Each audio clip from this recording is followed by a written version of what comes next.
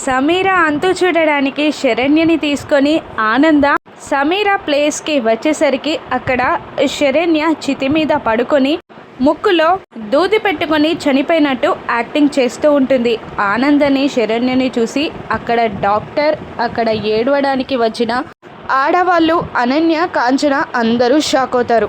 సమీర అయితే భయంతో వణికిపోతూ ఉంటుంది. అమ్మో, దర్శన్ వస్తాడనుకుంటే వీళ్ళొచ్చారేంటి, కొంపదీసి ఆ పిచ్చోడు ఇంట్లో చెప్పేశాడేంటి అని అనుకుంటూ ఉంటుంది సమీర.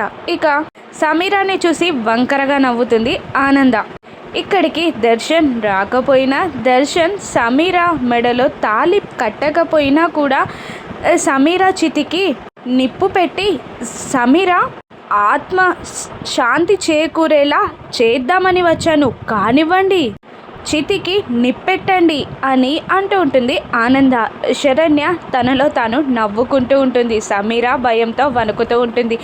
ఆనంద మాటలకి అనన్య, కాంచన, సమీర ముగ్గురు భయంతో వణుకుతూ ఉంటారు. వామ్మో, నన్ను చంపేలా ఉంది, నా చితికి నిప్పు పెట్టేలా ఉంది అని సమీర భయంతో వణుకుతూ ఉంటుంది. అక్కడ కాటి కాపరి నిప్పుతో ఉన్న కర్రని తీసుకురాగానే ఇక ఆనంద అక్కడికి వెళ్ళి ఆ నిప్పుతో ఉన్న కర్రని పట్టుకొని వచ్చి సమీరాకి తల కొరివి పెట్టడానికి సమీర తల దగ్గరికి వస్తూ ఉంటుంది.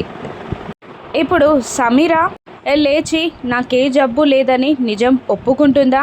దర్శన్కి నిజం తెలిసేలా ఆనంద ఏం చేస్తుందో రాను ఎపిసోడ్స్లో చూద్దాం. Thank you for watching.